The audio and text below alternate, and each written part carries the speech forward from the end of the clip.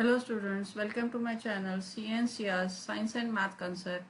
The question is for NEET and the question is from the topic of dual nature of radiation and matter.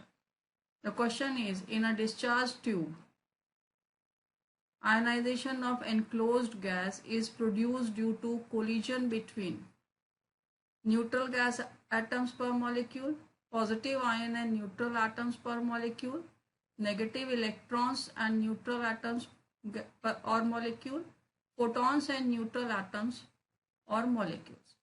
Now see here, discharge tube, when electric current is passed, electrons are produced.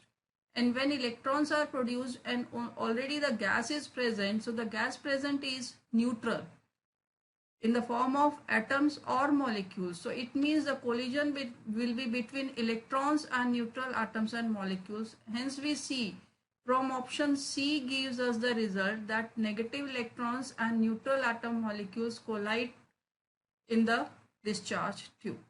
Hope you must have understood how to answer this question. For more challenging questions, subscribe my channel. Thank you.